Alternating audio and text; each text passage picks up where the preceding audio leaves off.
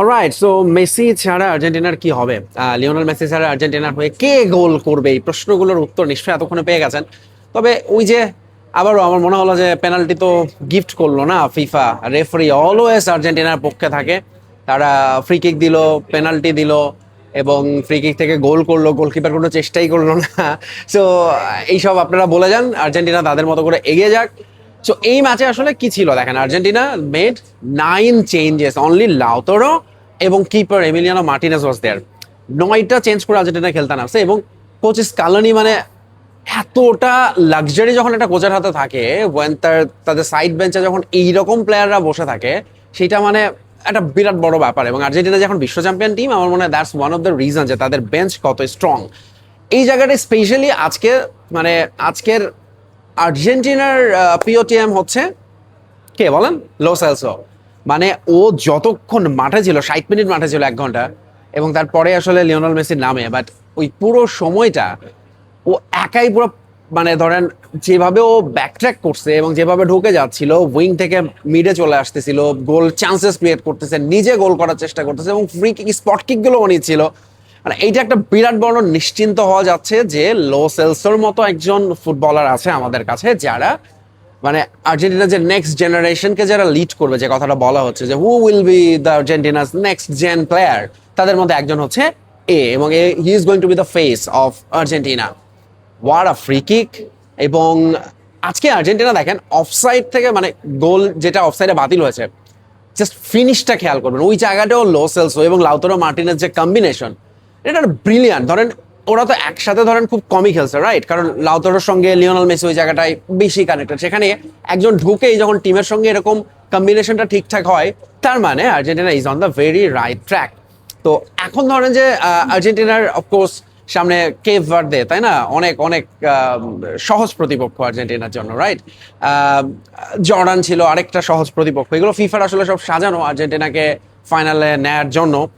কিন্তু আমরা ভুলে যাচ্ছি যে কোয়ার্টার ফাইনালে আর্জেন্টিনার প্রতিপক্ষ হতে পারে পর্তুগাল, যদিও তারা যে ফুটবল খেলছে, খুবই খুবই ম্যানমেডে ফুটবল খেলছে। আজকে যদি খেলাটা দেখেন, I would say they are very lucky যে কলম্বিয়ার সঙ্গে তারা মানে একটা পয়েন্ট নিয়ে মাঠ ছাড়ছে। Colombia played really really better football. খুবই আনলাকি যে শেষ মুহূর্তে অফসাইডে তাদের গোলটা বাতিল হয়েছে, নাইলে পর্তুগাল আসলে এই ম্যাচে হারাই ডিজার্ভ করে। এবং Cristiano Ronaldo once again looked very inactive at the front.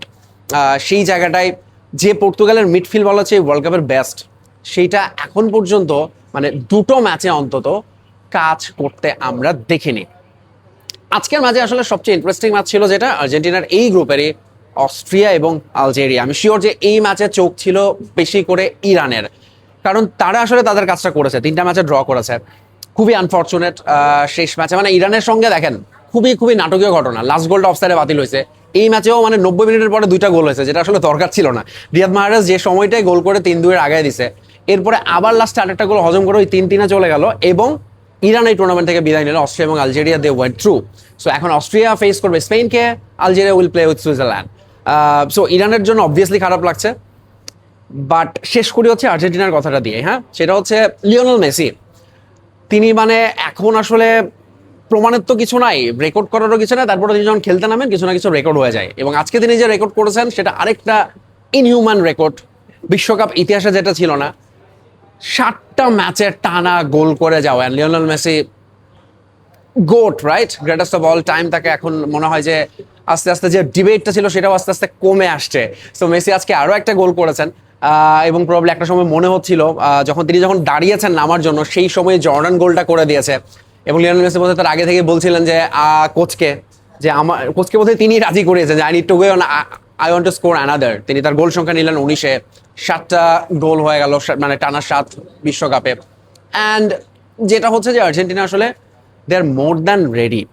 কিছু টুকটাক ইঞ্জুরি আছে, বাট আজকে ট্যাগলিয়াফিকো যে খেলেছে পুরো সময়টা, এইটা হচ্ছে মানে তাকে নিয়ে একটু কনসার্ন ছিল ফার্স্ট ম্যাচের ইঞ্জুরি পরে। এছাড়া মন্টিয়াল মলিনার ইঞ্জুরি আছে। বাট এই দলটার যদি আপনি দেখেন ব্যাকআপ যদি চিন্তা করেন, আমি মনে করি যে কোনো দল আসলে এরকম ব্যাকআপই পেতে যাবে তাদের ফার্স্ট 11-এ। সো সেদিক থেকে স্কালোনি ইজ ভেরি লাকি। এবং আর্জেন্টিনা মানে কতটা শক্তিশালী সেটা মনে হয় আজকের ম্যাচে এগেনস্ট পুচকে জর্ডানের সঙ্গে খেলা, পেনাল্টি থেকে জিতেছে। বাট তারপরও আর্জেন্টিনা যে আসলে কতটা শক্তিশালী এবং কতদূর যাবে, তারা যে এই টুর্নামেন্টে আবারও জিততেই এসেছে, সেটার আসলে আমি মনে হয় যে একটা ব্লু প্রিন্ট রেখে গেল এই ম্যাচে।